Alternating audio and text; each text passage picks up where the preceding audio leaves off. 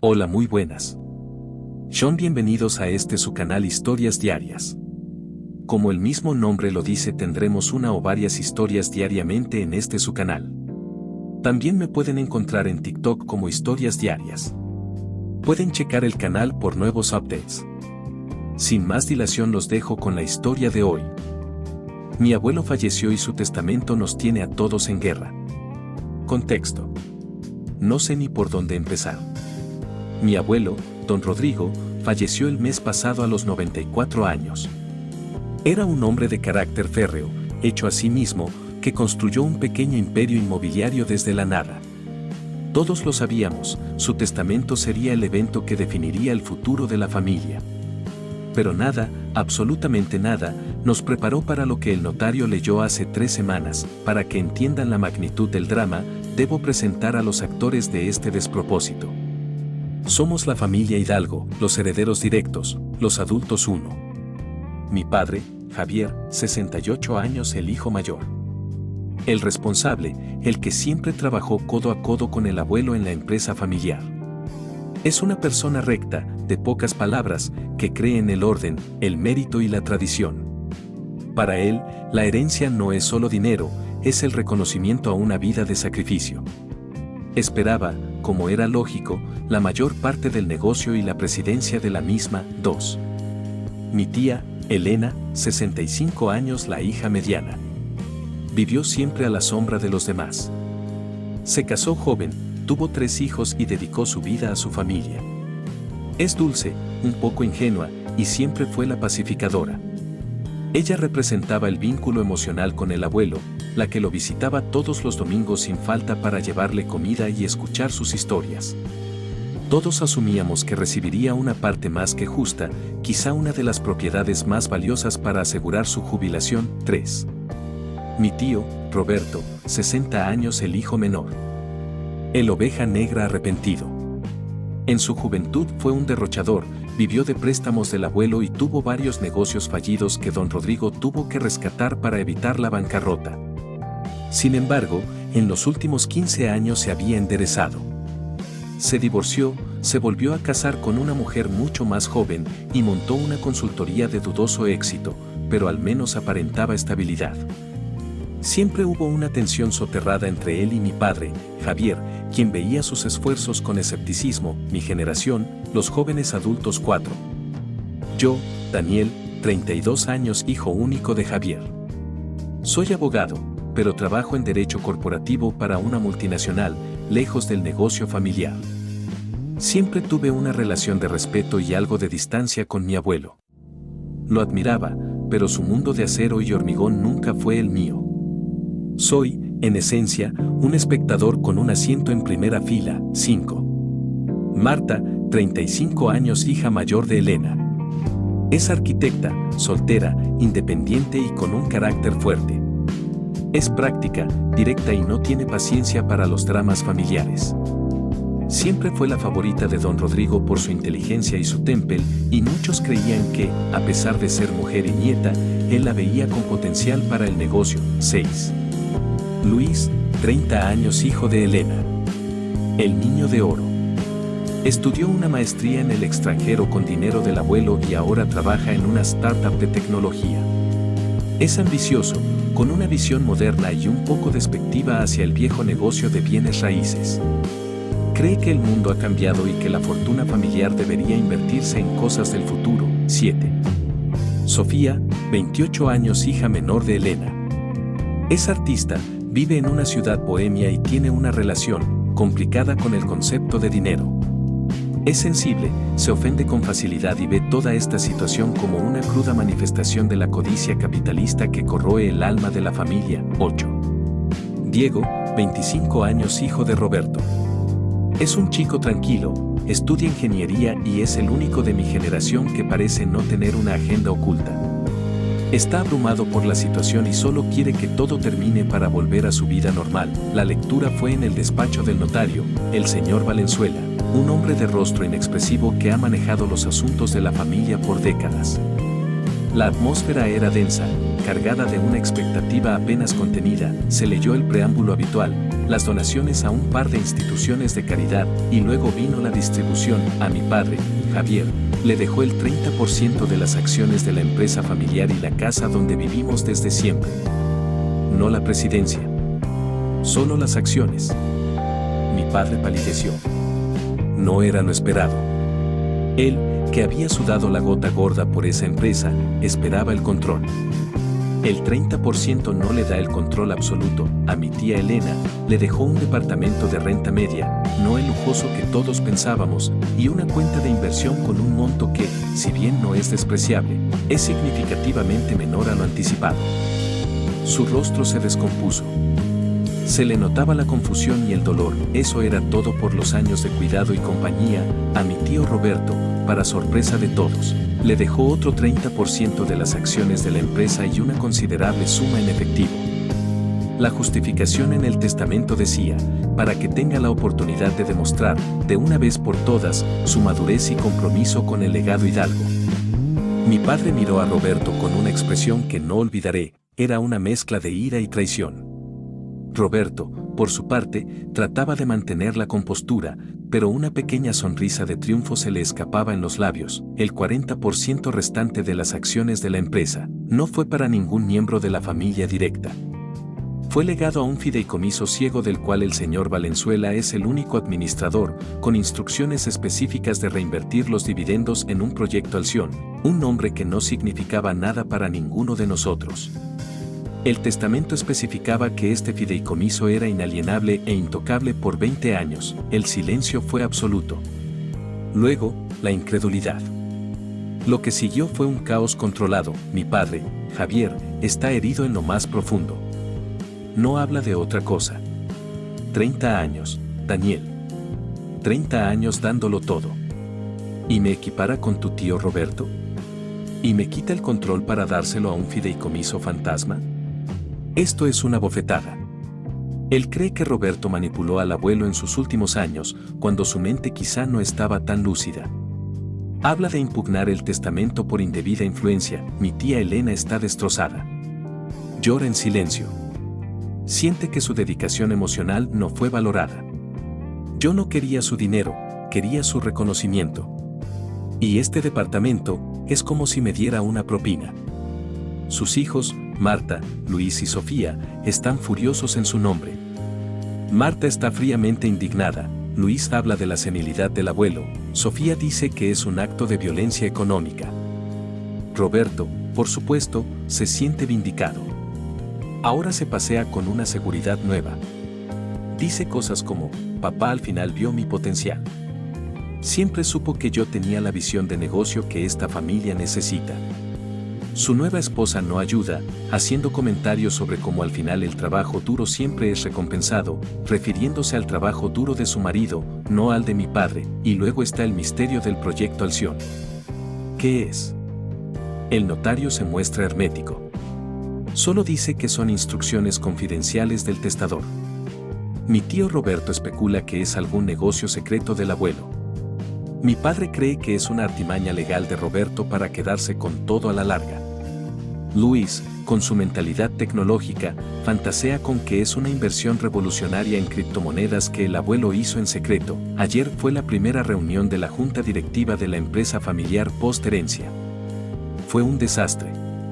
Con mi padre y Roberto teniendo cada uno el 30% y el 40% restante en manos de un fideicomiso que vota según criterios desconocidos, estábamos en un punto muerto. Mi padre propuso un plan de expansión conservador, basado en su experiencia. Roberto lo tachó de obsoleto y propuso una reinversión agresiva en un sector de alto riesgo, el mismo que lo llevó a la quiebra hace 20 años.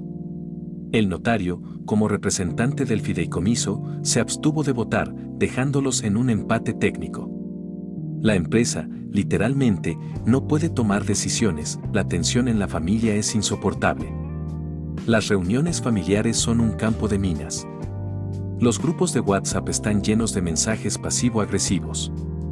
Mi madre no habla con la esposa de Roberto. Marta y Luis presionan a Elena para que exija una revisión de su parte. Sofía manda mensajes crípticos sobre liberarse del yugo material. Diego me escribe pidiéndome consejo, diciendo que su padre, Roberto, ha cambiado, que se ha vuelto arrogante, y yo, en medio de todo, me pregunto qué pensaba realmente mi abuelo.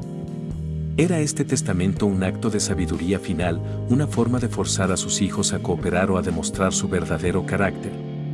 ¿O fue, como sospecha mi padre, el último acto de un anciano confundido, manipulado por el hijo que siempre supo cómo halagarlo? No busco consejo legal, sé los procedimientos.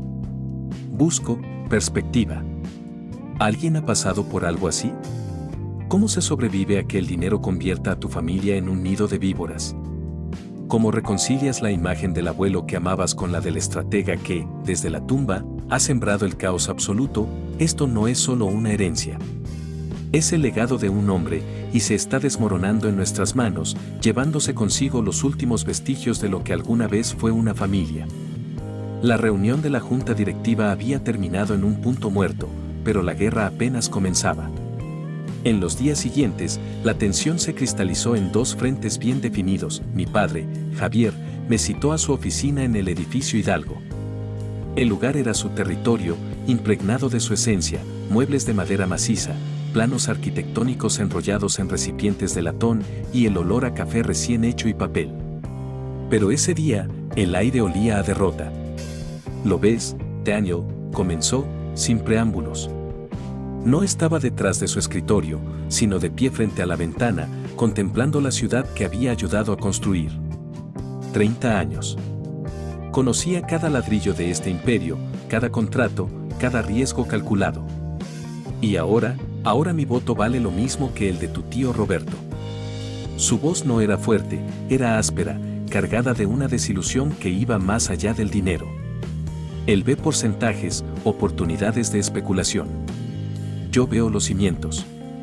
Sin unos cimientos sólidos, todo se viene abajo. Me giré hacia él. Papá, el testamento es claro. El 30% es tuyo. Es una posición fuerte. Fuerte. Se rió, un sonido seco y amargo. Es una posición de rehén. Roberto tiene el 30%, yo tengo el 30%, y ese maldito fideicomiso tiene la llave. Valenzuela se sienta allí, con su traje impecable y su mirada impasible, y nos observa como si fuéramos dos niños peleando por un juguete. Tu abuelo nos ha convertido en una farsa. Sacó una carpeta de su escritorio. He estado revisando las actas de los últimos 2 años. Reuniones a las que yo no fui invitado. Decisiones menores que, vistas en conjunto, forman un patrón. Roberto estaba en todas ellas. Convenciendo a tu abuelo de desviar fondos de liquidez a inversiones de futuro. Siempre fue así, Daniel. Siempre con la palabra futuro en la boca, mientras yo me aseguraba de que hubiera un presente, punto. Su teoría de la influencia indebida cobraba fuerza en su mente, alimentada por cada pequeño detalle que ahora reinterpretaba a la luz del testamento. Tu abuelo estaba cansado. Su mente ya no era la de antes. Roberto se aprovechó. Y este, Proyecto Alción, debe ser la culminación de sus maquinaciones.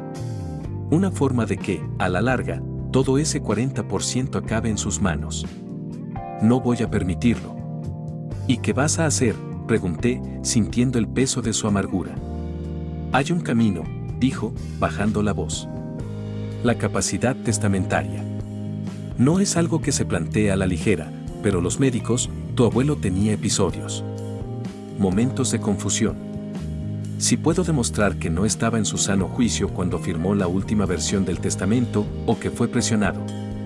No terminó la frase. No hacía falta. Estaba contemplando la opción nuclear, impugnar la última voluntad de su propio padre. La idea me dejó helado. Era cruzar una línea de la que no habría retorno. Esa misma tarde, recibí un mensaje de mi tío Roberto. Daniel, sobrino. Necesito la perspectiva de un abogado joven, no anclado en el pasado. ¿Tomamos un café? El lugar elegido no podía ser más diferente de la oficina de mi padre. Un restaurante moderno, de diseño minimalista, con luces tenues y una clientela visiblemente adinerada y más joven. Roberto ya estaba allí, con una tableta sobre la mesa y un expreso doble. Llevaba un traje que costaba más que mi alquiler mensual. Daniel, gracias por venir. Su sonrisa era amplia, pero sus ojos recorrían el restaurante, evaluando, calculando. Esto es progreso, dijo, haciendo un gesto amplio. Tu padre se aferra a sus oficinas oscuras como un crustáceo a su roca. El mundo de los negocios ya no funciona así. Pedí un café y me senté, preparándome para lo que viniera. Tu padre está furioso, lo sé, continuó, bajando un poco la voz en un falso tono de confidencia. Siempre fue así. Cree que por haber sido el primero en hacer y el que más sudó, el mundo le debe algo. Pero el mundo, Daniel, no funciona con sudor. Funciona con visión. Golpeó suavemente la tableta. Yo tengo esa visión. Tu abuelo, al final, lo entendió. Este testamento no es un castigo para Javier. Es una oportunidad para la empresa. Un reinicio forzoso. Dividir la empresa en un empate técnico no parece un reinicio muy productivo, comenté con neutralidad. Ahí está la clave, exclamó, señalándome con el dedo. Parece un empate. Pero no lo es. Yo tengo de mi lado la evolución. Javier tiene el estancamiento. Y el fideicomiso es la pieza maestra de mi padre. No lo veas como un bloqueo. Velo como un árbitro. Un árbitro que, estoy seguro, fue diseñado para inclinarse hacia la propuesta más innovadora, la que asegure el futuro del legado Hidalgo, no su momificación. Entonces me miró fijamente. Tu padre habla de impugnar el testamento. Es un error. Una locura. Destruiría la empresa, mancharía el nombre de tu abuelo y nos llevaría a todos a los tribunales durante años. Tú eres abogado. Lo sabes. Necesito que le hagas ver razón. O, si no puede verla, hizo una pausa dramática, que al menos sepa que si va por ese camino, yo estaré preparado para defenderme. Y para contraatacar. Tengo recursos. Tengo información. La amenaza flotaba en el aire, tan palpable como el aroma del café. No era solo una guerra por acciones o propiedades. Era una guerra por la narrativa, por el significado del legado de Don Rodrigo.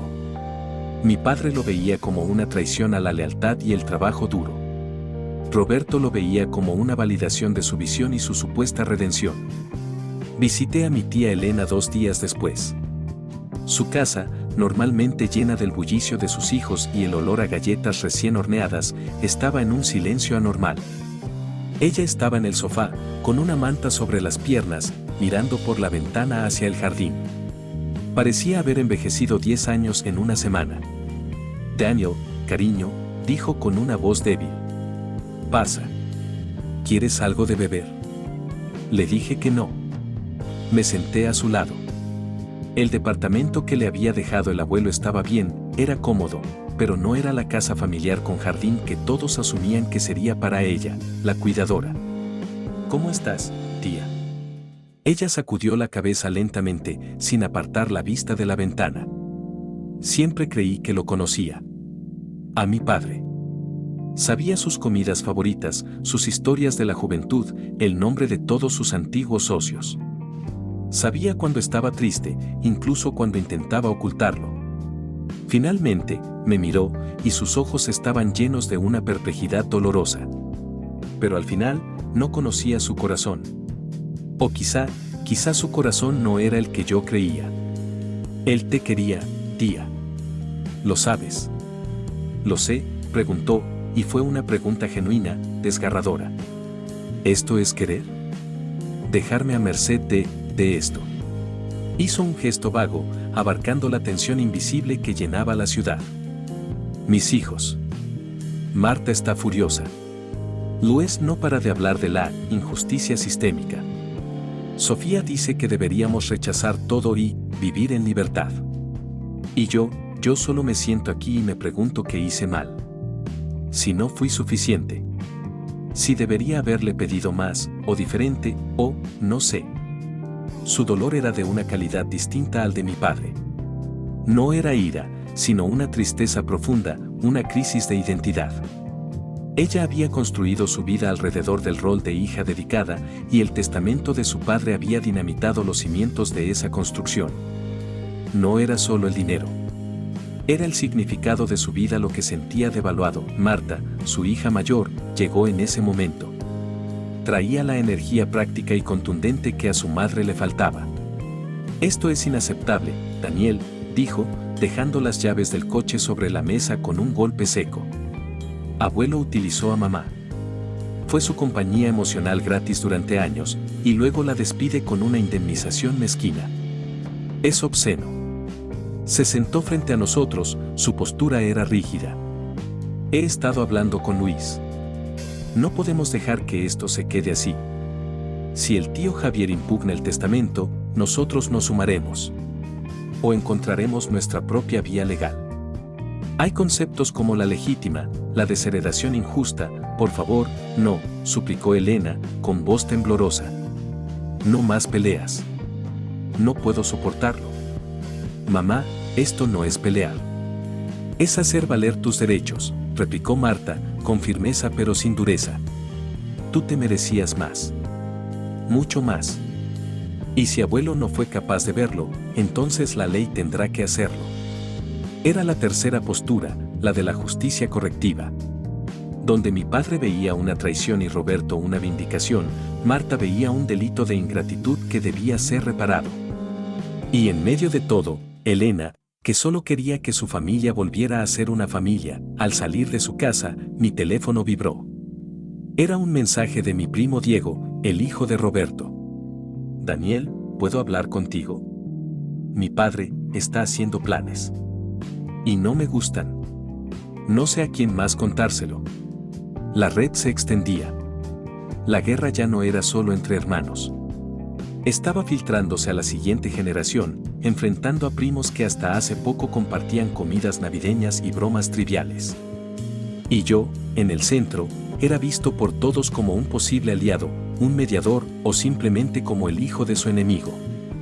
El peso de la expectativa empezaba a oprimirme. Don Rodrigo, desde su tumba, había sido más brillante y más cruel de lo que ninguno de nosotros había imaginado. No había elegido un sucesor. Había elegido un campo de batalla. El mensaje de Diego me clavó una punzada de preocupación. De todos mis primos, él era el menos involucrado en los dramas familiares, el más centrado en su propia vida. Que fuera él quien sonara la alarma significaba que las cosas con Roberto se estaban poniendo serias. Quedamos en una cafetería neutral, lejos de los barrios donde usualmente se movía la familia. Llegó primero, con una sudadera con capucha y una expresión de ansiedad que no lograba disimular. Parecía un estudiante cualquiera, no el hijo de un hombre que acababa de heredar una fortuna. Gracias por venir, primo, dijo, apretando una taza de té entre sus manos como si le diera calor. No sabía a quién más acudir. Mis hermanas, bueno, son pequeñas y no entienden. Y mi madre, está demasiado encantada con el nuevo estatus de papá como para ver lo que realmente está pasando. ¿Qué está pasando, Diego?, pregunté, pedí un café y me senté frente a él. Es su actitud, comenzó, buscando las palabras. Desde la lectura del testamento, es como si hubiera ganado la lotería no solo del dinero, sino del derecho a tener la razón. Ya no discute, decreta. Anoche, en la cena, dijo que tu padre era un dinosaurio y que la única razón por la que la empresa no quebró antes fue por la intervención divina, punto. Diego hizo una mueca. Dice que el Proyecto Alción es, cita textual, la obra maestra póstuma del abuelo y mi trampolín hacia la presidencia, punto. ¿Trampolín? Pero el testamento no le da la presidencia a nadie. Eso le dije yo, suspiró Diego. Y me miró con esa sonrisa condescendiente que ha desarrollado últimamente. Diego, hijo, me dijo, en los negocios, el control no siempre viene escrito en un papel. Viene de la influencia, de la visión y de saber dónde están los puntos de presión. Valenzuela no es un muro, es una puerta. Y yo tengo la llave, punto. ¿Qué se supone que significa eso?, pregunté, sintiendo un escalofrío. No lo sé con certeza, admitió Diego, bajando aún más la voz. pero ha estado haciendo llamadas muy tarde. Ayer, desde su estudio, oí parte de una conversación. Hablaba de auditorías, de revisar los libros de los últimos 5 años, de encontrar patrones de gestión cuestionables. No lo dijo abiertamente, Daniel, pero creo que está buscando, o fabricando, algo que pueda usar contra tu padre. Algo que lo obligue a ceder su parte o que lo debilite tanto que el notario se vea forzado a votar con Roberto. La teoría de mi padre sobre la indebida influencia ahora parecía tener una contrapartida más agresiva. Roberto no se limitaba a defenderse, estaba preparando una ofensiva. Y no hay nada concreto, insistí. ¿Nombres? Fechas. Diego negó con la cabeza, frustrado. Solo fragmentos. Pero la sensación es sucia. No es la actitud de alguien que solo quiere dirigir una empresa. Es la de alguien que quiere aniquilar a la oposición. Y lo peor es que se rodea de gente que le aplaude. Esa nueva mujer, sus nuevos socios, son una cámara de eco para su grandiosidad. Me miró, suplicante. Tú lo conoces, Daniel. Sabes cómo puede ser cuando se le sube el poder a la cabeza. Tienes que hablar con tu padre. Tiene que tener cuidado. Esto no va a ser una simple disputa de junta directiva. Salí de la cafetería con el estómago revuelto. El consejo de Diego era claro: prepararse para la guerra. Pero ¿cómo prepararse contra acusaciones nebulosas y una estrategia que parecía basarse más en la manipulación que en la ley? Decidí que necesitaba entender qué era el Proyecto Alción. Era la pieza central del misterio, la llave que, según Roberto, él poseía. Si podía descifrarla, quizá podría anticipar sus movimientos o, al menos, entender la jugada final de mi abuelo. Mi primer intento fue el notario, el señor Valenzuela.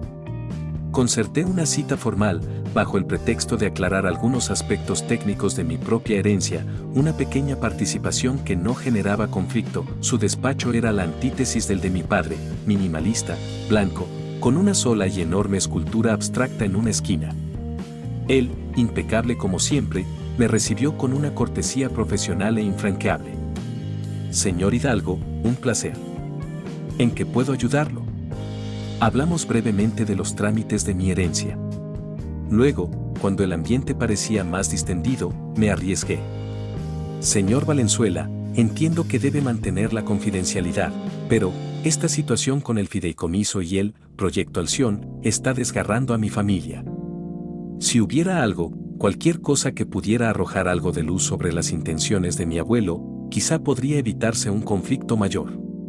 Valenzuela me miró con sus ojos penetrantes que parecían registrar cada uno de mis tics nerviosos. Daniel, dijo, usando mi nombre por primera vez, lo que le daba a sus palabras un tono casi paternal pero no menos firme. Su abuelo, don Rodrigo, fue un hombre extraordinariamente lúcido hasta el final. Sus instrucciones fueron específicas, deliberadas y, en su opinión, necesarias. El Proyecto Alción es la pieza angular de su última voluntad.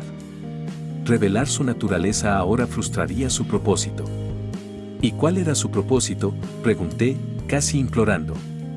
Equilibrar, respondió él, enigmáticamente.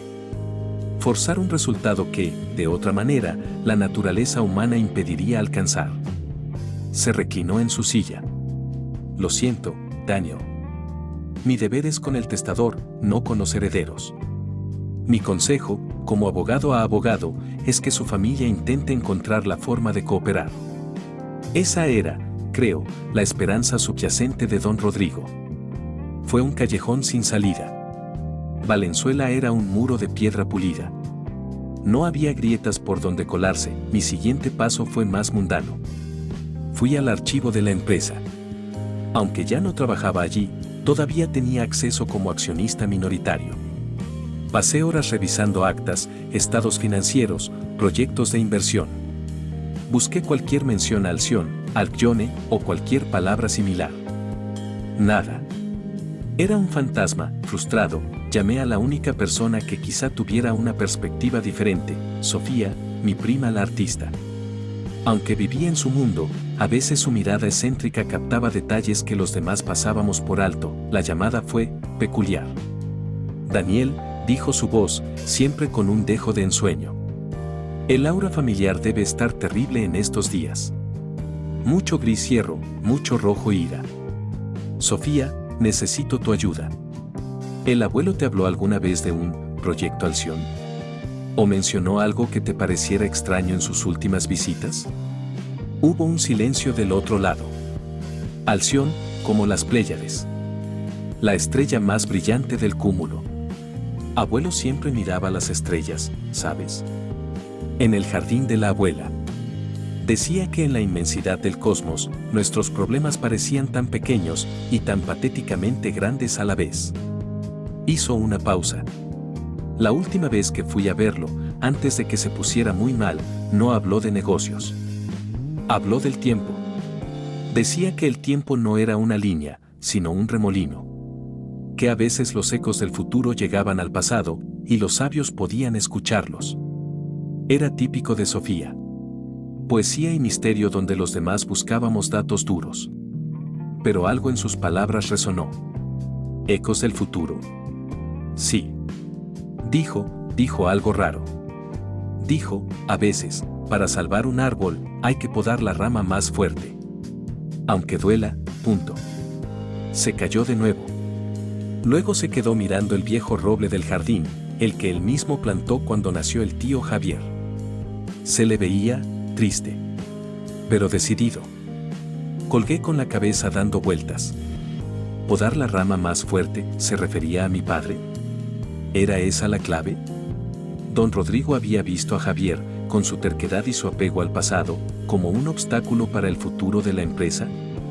Y había podado su autoridad mediante el testamento, confiando en que la competencia con Roberto forzaría una evolución. Era una teoría cruel, pero terriblemente coherente con el carácter pragmático y a veces despiadado de mi abuelo. Armado con las vagas advertencias de Diego y mi propia especulación, me enfrenté a mi padre. Fue después de la cena, en el estudio de nuestra casa. Papá, tenemos que hablar. De Roberto. Él levantó la vista de unos documentos. Tenía ojeras profundas. ¿Qué pasa con él ahora? Le conté lo que Diego me había dicho, las llamadas, las insinuaciones sobre auditorías, la búsqueda de patrones cuestionables. La reacción de mi padre no fue de sorpresa, sino de amarga confirmación. Ya lo sé, dijo, con un suspiro que parecía salir de lo más hondo. Mi contador ya me ha alertado. Han solicitado formalmente, a través de un bufete externo, acceso a todos los movimientos de las cuentas operativas de los últimos 7 años. Bajo el pretexto de una evaluación de eficiencia como nuevo accionista. Y hay algo. Algo de que, Daniel, me interrumpió, con un destello de la vieja fiereza en sus ojos. ¿Algo que ocultar? No. Cada céntimo está justificado. Cada decisión fue aprobada por tu abuelo y por la Junta. Pero eso no importa. Roberto no busca la verdad. Busca la sombra de una duda. Un pago a un proveedor que quebró 6 meses después, una inversión que no rindió lo esperado, lo sacará de contexto, lo pintará como incompetencia o, peor aún, como malversación. Es su estilo. Siempre lo ha sido. Se puso de pie y empezó a caminar de un lado a otro. Está intentando intoxicar el pozo. Envenenar la opinión del notario y de quien haga falta para que, cuando el dé el golpe final, parezca un acto de salvación y no el asesinato character que es. ¿Y qué vamos a hacer? Nos prepararemos, dijo, deteniéndose. Su mirada era fría, de acero. Contrataré a un auditor independiente, el mejor. Que revise todo antes que ellos. Reuniré cada acta, cada correo electrónico, cada minuta que demuestre que cada una de mis decisiones fue legítima y estaba respaldada. Y si Roberto se atreve a presentar una demanda o una acusación formal, hizo una pausa, y su voz se volvió peligrosamente tranquila, entonces no solo defenderé mi posición. Desenterraré cada uno de sus fracasos, cada préstamo no devuelto, cada negocio turbio de su pasado. Le declararé la guerra que tanto parece ansiar. Era lo que yo temía. La profecía de Diego se estaba cumpliendo. Las líneas de batalla se estaban trazando, y no eran financieras, sino personales. Era el hijo trabajador contra el hijo pródigo, el orden contra la ambición, el pasado contra un futuro incierto, y en medio, el proyecto Alción seguía siendo un enigma, un arma desconocida cuyo detonador estaba en manos de un notario impasible. Mi abuelo, desde su silencio eterno, había logrado lo imposible, convertir su legado en una bomba de tiempo, y a su familia, en los ingenieros rivales que debatían frenéticamente a qué cable cortar. La tensión se cristalizó en un frío día de otoño, con la llegada de un sobre de papel pergamino. No era un correo electrónico, ni una notificación digital. Era una citación formal. El bufete de abogados Mendoza y Asociados, actuando en representación de Roberto Hidalgo, solicitaba una auditoría externa independiente y completa de Hidalgo Propiedades, S.L., citando los derechos del accionista a la transparencia y correcta gestión del patrimonio común. La bomba había estallado. Mi padre, Javier, recibió el documento en su oficina. No se inmutó. Lo leyó con una calma aterradora, lo colocó sobre su escritorio y luego me miró. «Es la jugada que esperaba», dijo, su voz un susurro ronco. «No tiene pruebas, así que quiere que la auditoría las encuentre por él. O que, en el proceso, el desgaste y la sospecha me debiliten». Desde su casa, Elena llamó, histérica.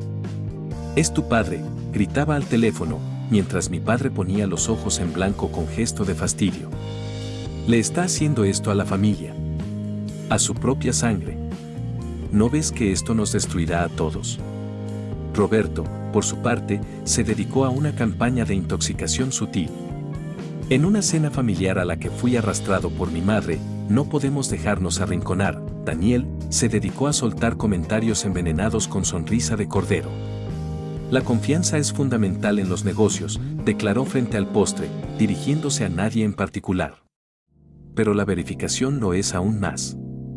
Sobre todo cuando una empresa ha estado bajo una sola dirección durante tanto tiempo. Los sesgos, ya se sabe, son inevitables». Marta, sentada al otro lado de la mesa, apretó el cuchillo hasta que los nudillos se le pusieron blancos. Luis, en un arranque de sinceridad tecnocrática, añadió, «En el mundo de las startups, la gobernanza transparente es un pilar». Quizá el abuelo, con este testamento, quería imponer ese modelo aquí. La auditoría puede ser un primer paso doloroso, pero necesario. Fue Sofía quien, con su peculiar lucidez, puso el dedo en la llaga. Dejó su tenedor y miró fijamente a Roberto. «Tío, ¿esta auditoría busca verdades o crea sombras? Porque desde donde yo me siento, huele más a brujería que a contabilidad. A querer conjurar un fantasma para asustar a los vivos». El silencio que siguió fue tan cortante como un cristal roto. Roberto la miró con una mezcla de irritación y desdén. «El arte es tan abstracto, querida sobrina. Los negocios requieren de números concretos». La batalla legal y familiar se había formalizado. Y yo, atrapado en el fuego cruzado, tomé una decisión.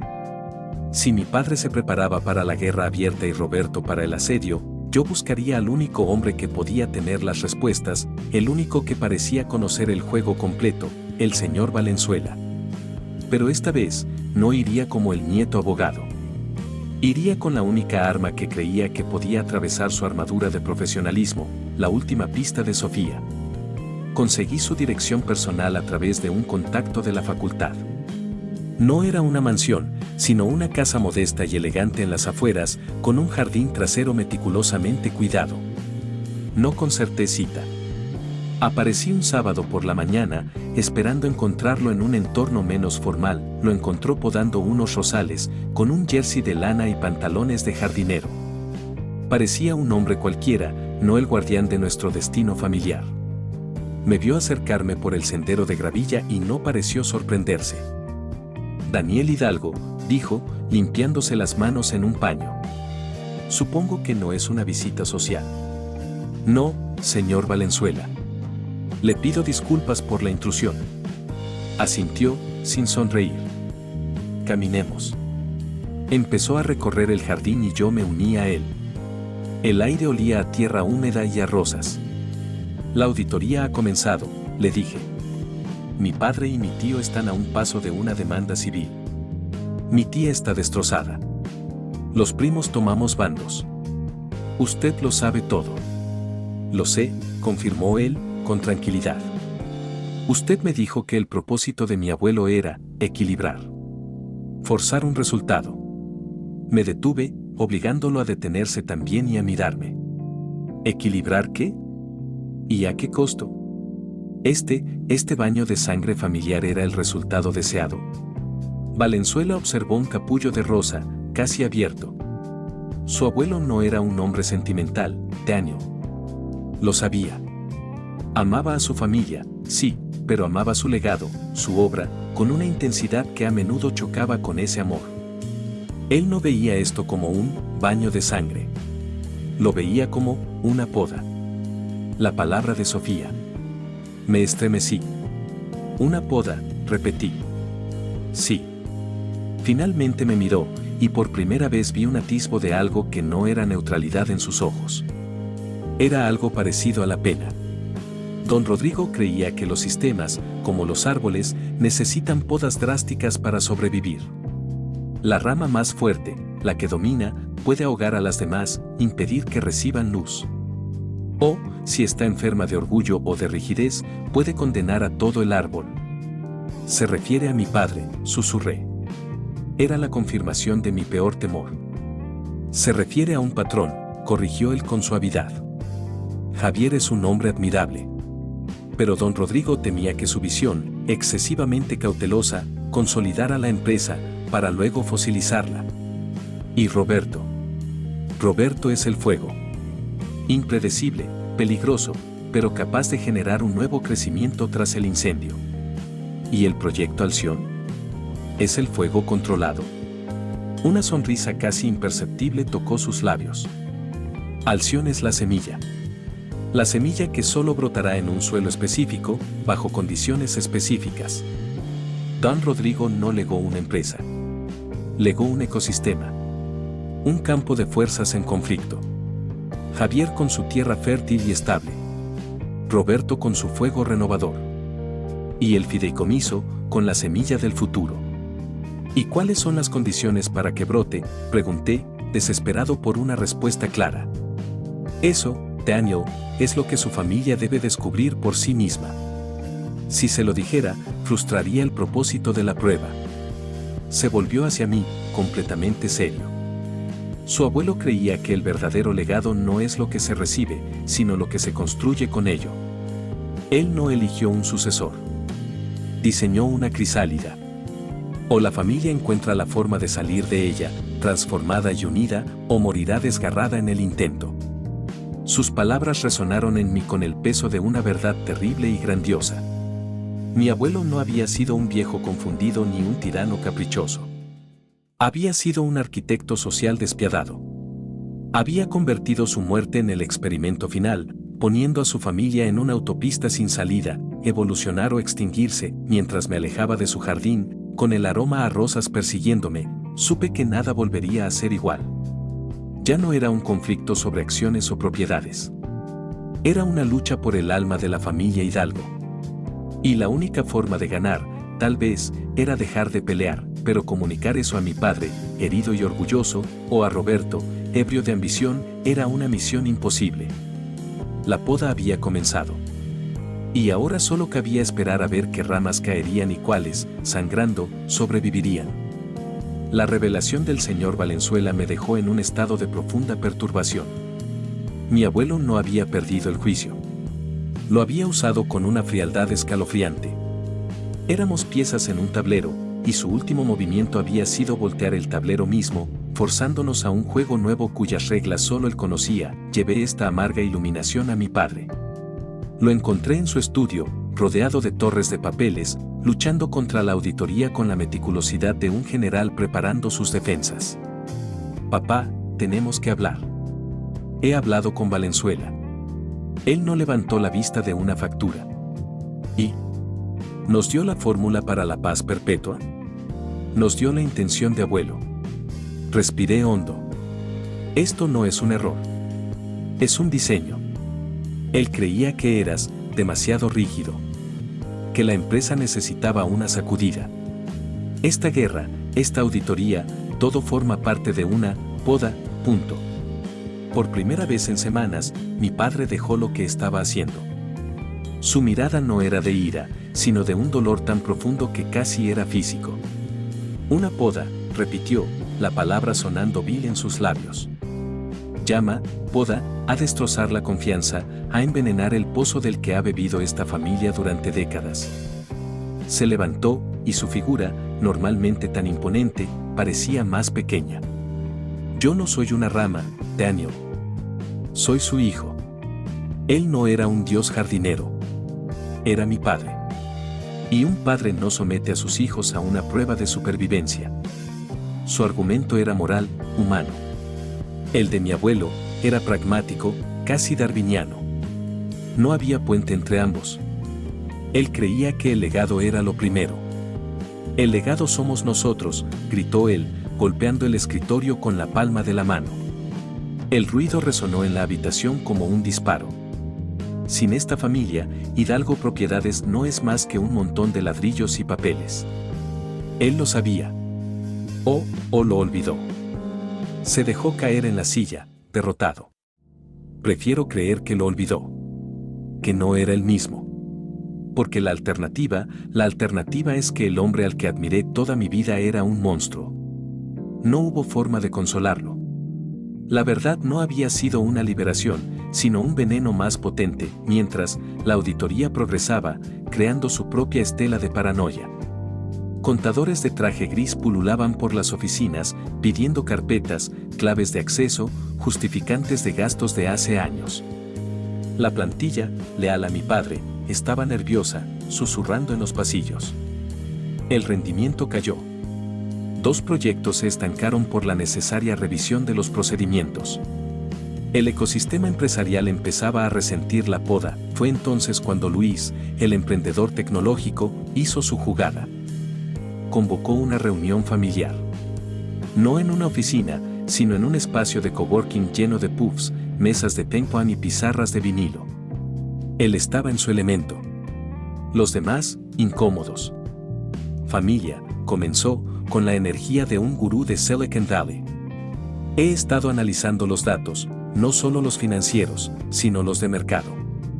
Hidalgo Propiedades es un gigante dormido. O, peor, un gigante que se está quedando obsoleto. Roberto frunció el ceño, molesto porque alguien le robaba su papel de visionario. Mi padre ni siquiera disimuló su desprecio. La auditoría es un síntoma de un problema mayor, continuó Luis, ignorando las tensiones. La falta de innovación. Abuelo lo vio. Por eso el testamento es así. No es un castigo, es un kickstart. Una llamada a la evolución.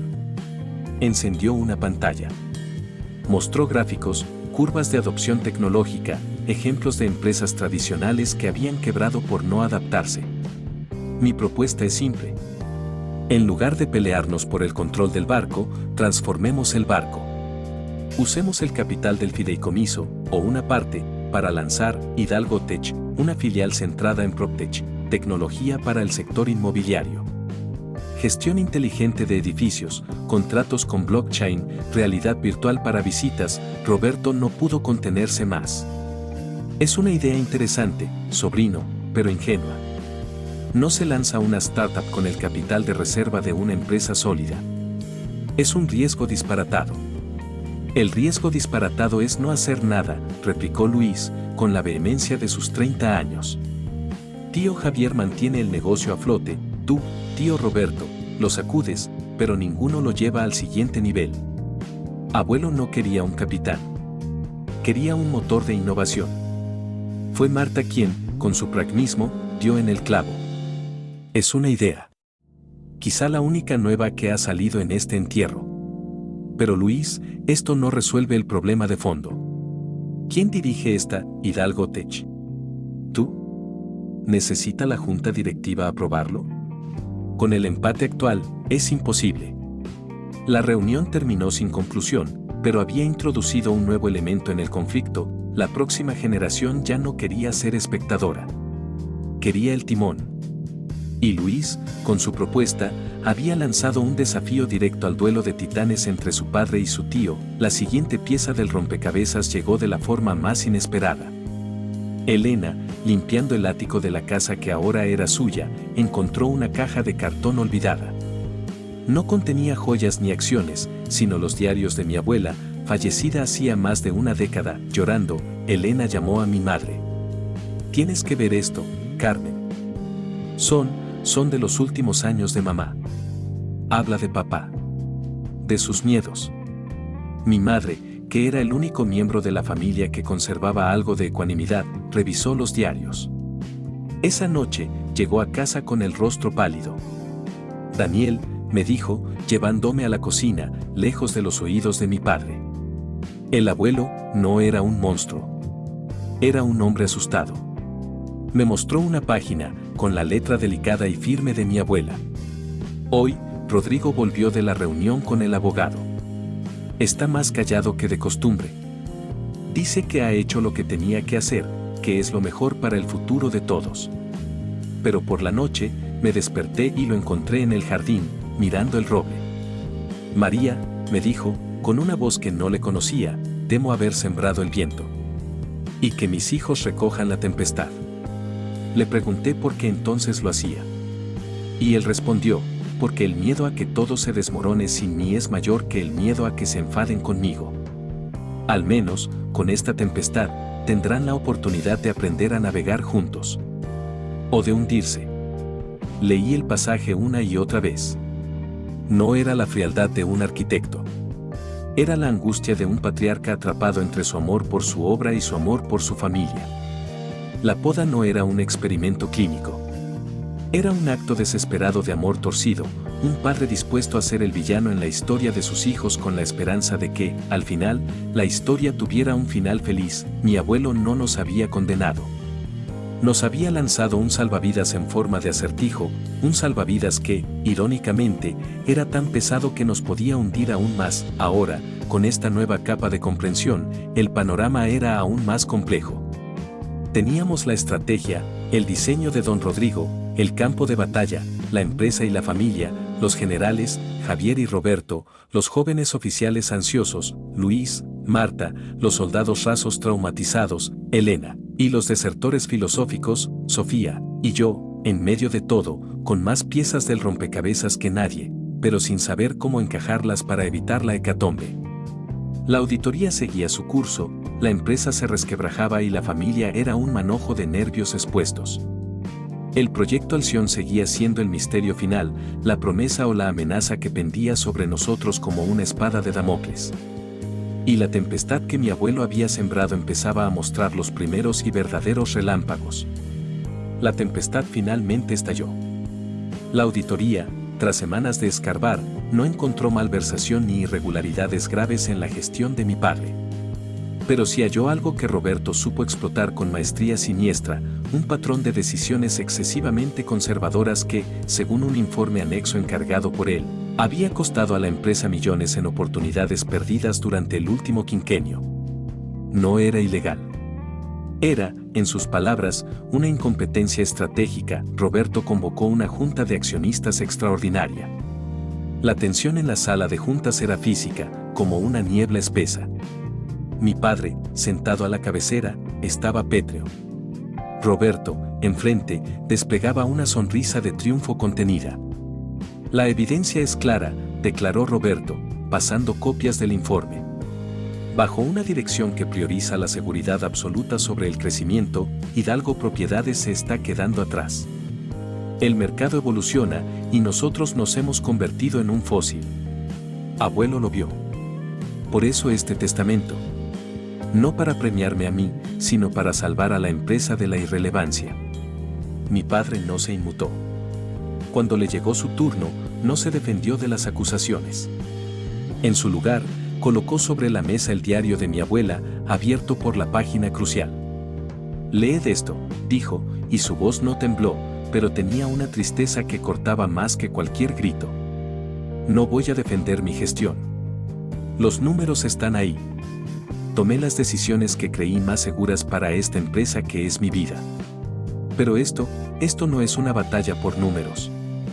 Es la profecía autoimpuesta de un hombre que, desde el miedo, decidió jugar a ser Dios con su familia. La sala quedó en silencio mientras los presentes, Roberto, Elena, el señor Valenzuela, Luis, Marta y yo, leímos las palabras de mi abuela. La angustia de don Rodrigo se hizo palpable en la habitación. Se podía sentir su sombra, dudando, temerosa. Él no quería podar a nadie, continuó mi padre, mirando a Roberto directamente.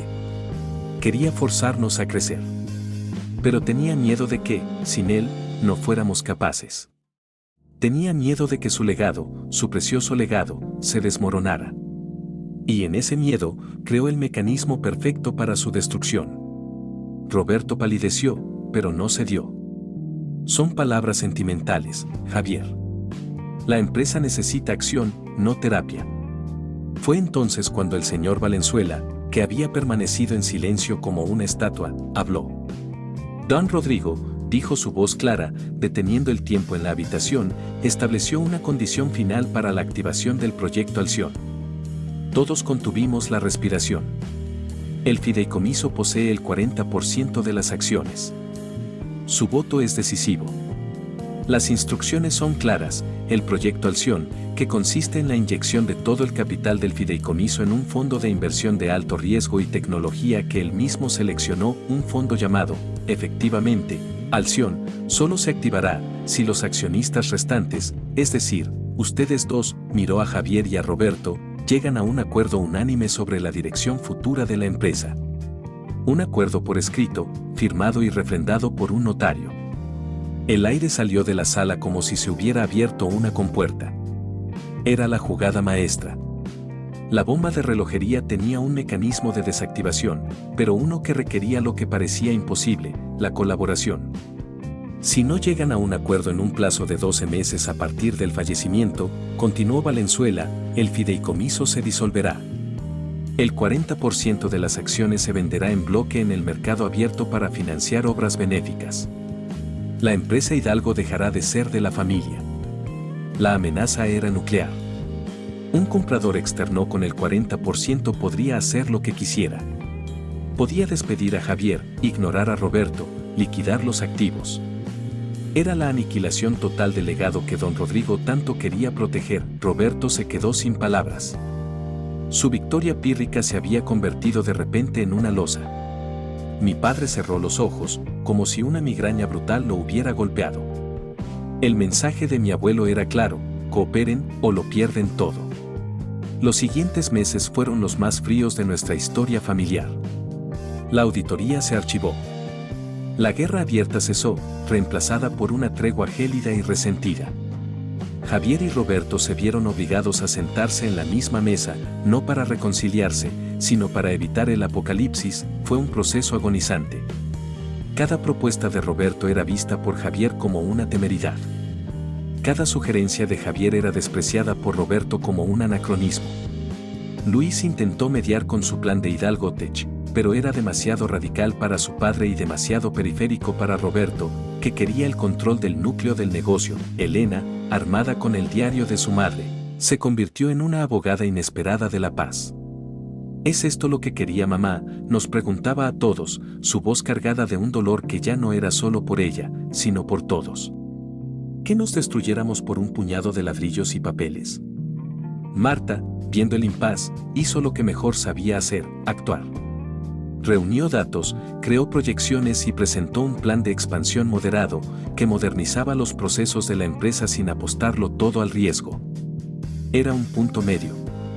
Ninguno de los dos hermanos estaba contento, pero ninguno podía rechazarlo de plano. Yo, atrapado entre mi lealtad a mi padre y la comprensión de que su terquedad nos llevaba al abismo, me convertí en un mensajero cansado, llevando y trayendo propuestas, intentando traducir el lenguaje del resentimiento en el de la necesidad. Faltaba una semana para el plazo. La desesperación empezaba a apoderarse de todos. Fue entonces cuando Sofía, la que todos consideraban la menos práctica, la más desconectada de la realidad, dijo algo en una de nuestras agónicas cenas familiares. Abuelo no plantó un roble pensando en podarlo cada año, dijo, mirando su plato. Lo plantó y confió en que la tierra, el sol y la lluvia lo harían fuerte. Quizá el problema no es la rama más fuerte o la más débil. Quizá el problema es que todos están tan ocupados mirando las ramas que se han olvidado de las raíces. Sus palabras, crípticas para algunos, resonaron en mí con una claridad absoluta. Las raíces. No era la empresa. Era la familia. Don Rodrigo no legó una empresa a una familia. Legó una familia a una empresa. Y la había puesto a prueba para ver si aún era una familia. Esa noche, hablé con mi padre en su estudio. No hablamos de estrategias ni de porcentajes. ¿Qué quieres, papá?, le pregunté. ¿Quieres tener razón, o quieres que lo que abuelo construyó siga en pie, con su nombre, con nuestra sangre? Él miró la foto de su padre en el escritorio. Lo que quiero, es que no me haya sentido tan traicionado. Al mismo tiempo, Diego hablaba con su padre. ¿Y si ganas, papá? ¿Ganas qué? Una empresa vacía, sin tu hermano, sin tu sobrino, sin tu cuñada. ¿Eso es el éxito? Al día siguiente, en la junta, Javier y Roberto llegaron pálidos, con ojeras profundas. No se miraron.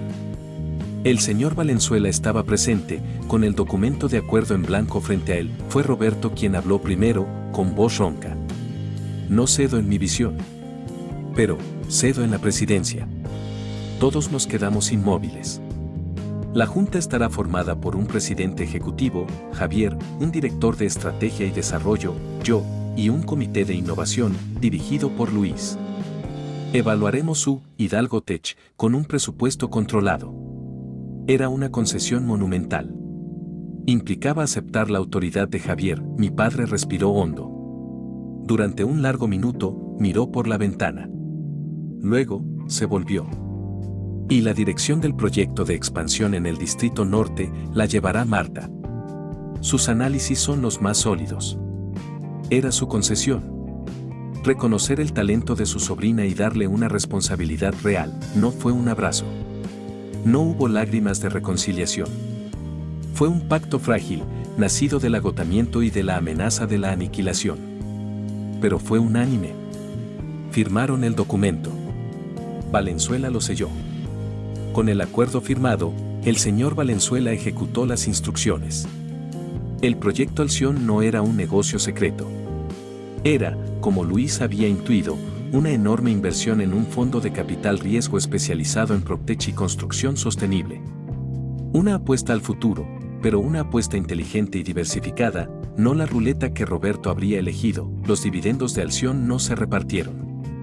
Se reinvirtieron en la empresa, financiando la modernización que Marta había propuesto y el pequeño laboratorio de innovación que Luis dirigiría. Era el combustible para el nuevo motor que Javier y Roberto, a regañadientes, habían aceptado construir juntos. La familia Hidalgo no es la misma. Las cicatrices son profundas y visibles. Javier y Roberto se hablan en reuniones de trabajo, con una cortesía fría. La confianza murió y quizá nunca regrese. Elena vive en su departamento, más tranquila, visitando a sus hijos y a sus hermanos por separado. Es la guardiana de la memoria, la que se asegura de que no olvidemos el precio que casi pagamos. Roberto aprendió que la ambición necesita límites. Javier aprendió que la tradición necesita evolucionar.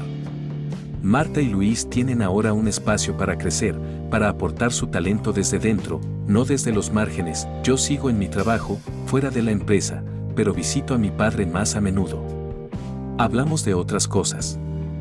A veces, incluso, recordamos al abuelo sin rencor, tratando de entender al hombre detrás del testamento. Don Rodrigo no nos dio paz.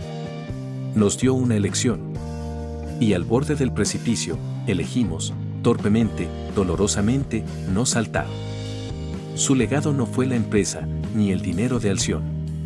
Su legado fue la lección, brutal y costosa, de que un árbol con las raíces podridas no puede sostenerse, por muy fuertes que parezcan sus ramas. Nuestra familia, esas raíces, sobrevivió. Herida, maltrecha, pero viva. Y en esa frágil supervivencia, reside, quizá, la única victoria posible. Espero que haya sido de su agrado la historia de hoy. Recuerden que habrá una historia nueva diario en su canal. También no olviden seguirme en TikTok como Historias Diarias. Les deseo un buen día.